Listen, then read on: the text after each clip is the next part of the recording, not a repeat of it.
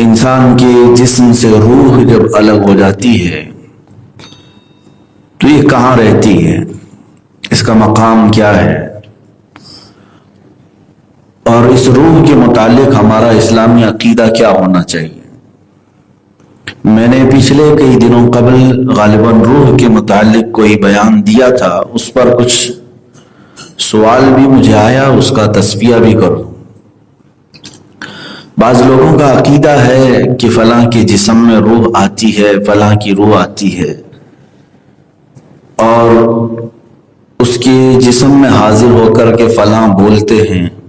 ان تمام کے معاملات کیا ہوتے ہیں؟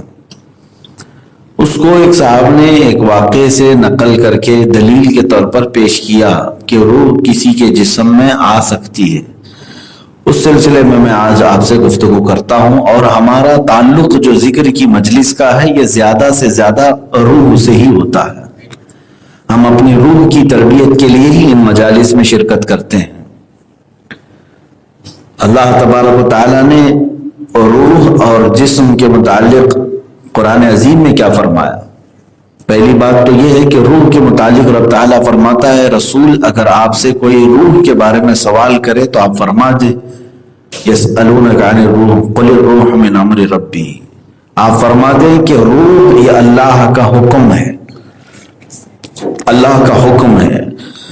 اسی سے یہ بات ثابت ہوتی ہے کہ روح کو فنا نہیں ہے، یہ عقیدہ یاد رکھ لیں، اور روح کو فنا نہیں ہے۔ باقی دنیا میں جو کچھ بھی ہے سب فنا ہونا ہے، یعنی جسم ہمارا فانی ہے، فنا ہو جائے گا۔ دنیا میں جو کچھ بھی ہے، زمین، آسمان، چاند، سورج، یہ سب کو فنا ہے۔ روح چونکہ اللہ کا حکم ہے اور اللہ کی صفت یا اللہ کا حکم، کوئی فانی نہیں۔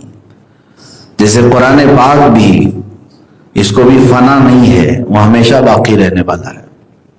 قرآن کا مطلب آپ یہ نہ سمجھیں جو اوراق ہیں، جو چھپا ہوا ہے، یہ تو ورق بوسیدہ ہوتے ہیں، ہم انہیں دفن بھی کرتے ہیں، پانی میں بہاتے ہیں۔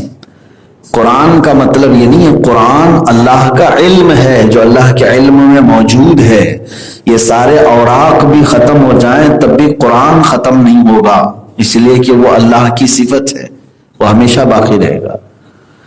بعض لوگ یہ کہتے ہیں کہ روح بھی فانی ہے، فنا ہو جائے گی، یہ غلط عقیدہ ہے۔ اعلیٰ حضرت فاضل بریلوی رضی اللہ تعالیٰ عنہ نے فرمایا، جو روح کو فنا مانتا ہے وہ بد مذہب ہے، بد عقیدہ ہے۔ اب بات یہاں سے شروع کی جاتی ہے کہ روح کے قبض ہونے کے بعد یہ کہاں جاتی ہے۔ دو فرشتے ہیں جن کے حوالے کی جاتی ہے، دونوں الگ الگ فرشتے ہیں۔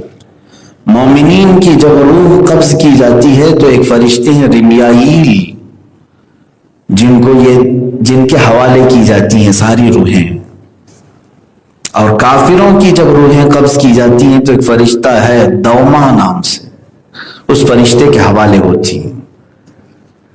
اب یہ دو فرشتے ڈیوٹی پر مقرر ہیں ان روحوں کے لیے۔ خازن، جیسے خزانے کی حفاظت کی جاتی ویسے وہ روحوں کی حفاظت، اور فرشتہ کوئی بھی اللہ کا ایک بال برابر بھی اللہ کے حکم کے خلاف نہیں کرتا، وہ اپنے کاموں پر مکمل پہرے داری دیتے ہیں۔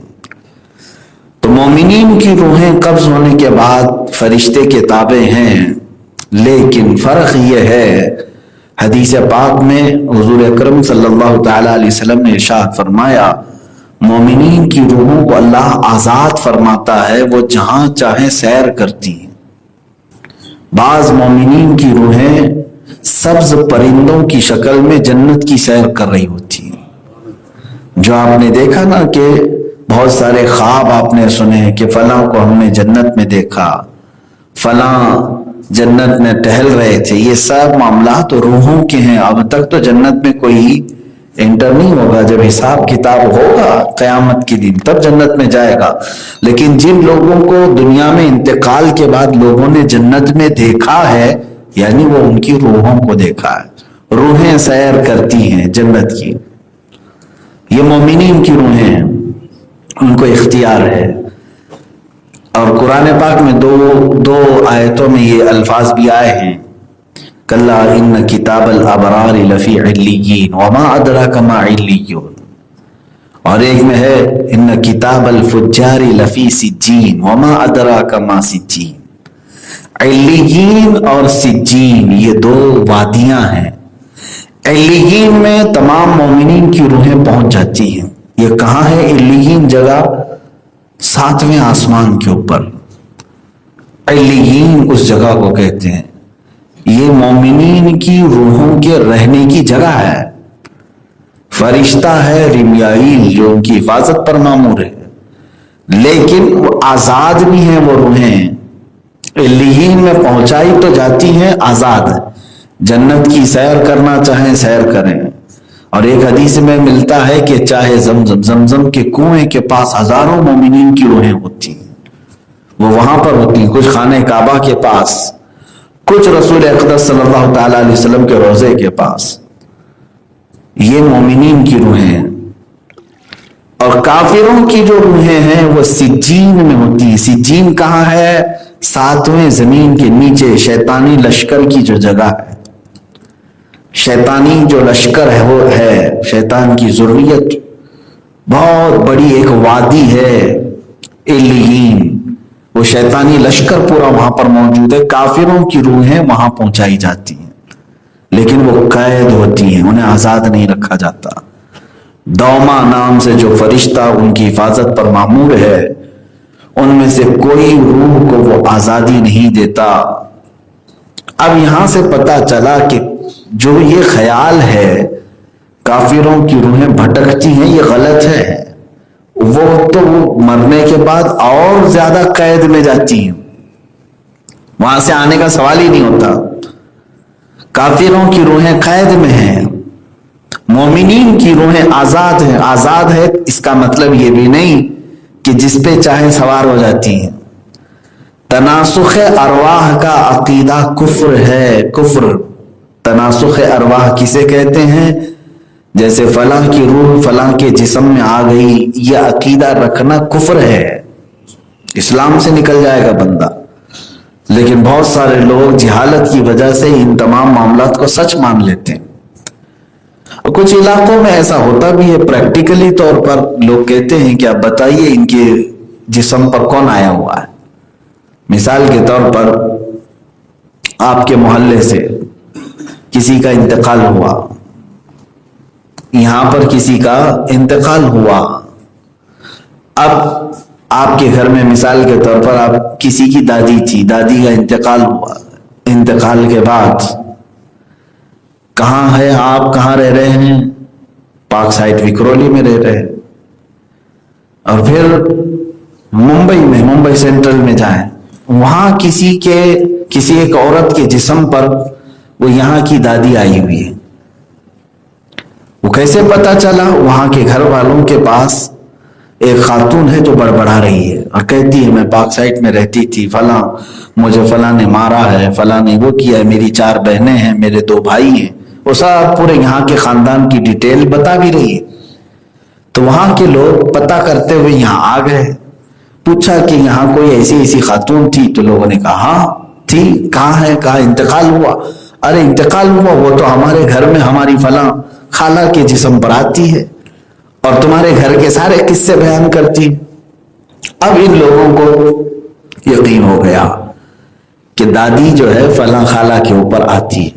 کیسے یقین ہوا؟ آپ بھی اس جگہ پر کھڑے رہیں گے تو یقین ہی کریں گے کہ وہ ممبئی میں رہنے والی ایک عورت وکرولی کی کسی گھر کے بارے میں کیسے جان رہی ہے۔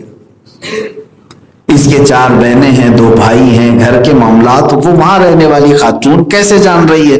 ضرور ان کی دادی ہمارے گھر کے خالہ کے جسم پر آئی ہے، وہی بتا رہی ہے۔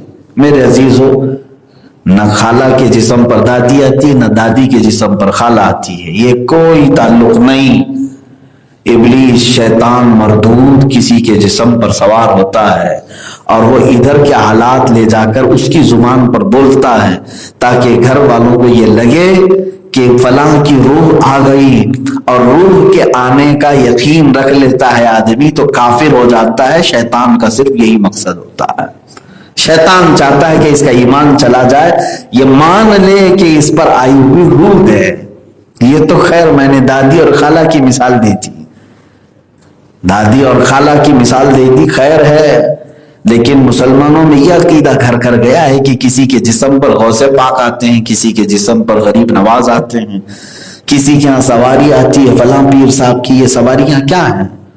روحوں کا اس طرح کسی کے جسم پر سوار ہونے کا عقیدہ رکھنا کفر ہے میرے عزیزو، یہ نہیں آ سکتی، اسلامی عقیدے کے برخلاف ہے۔ مومنین کی روحوں کا میں نے مقام بتا دیا، وہ کہاں ہے؟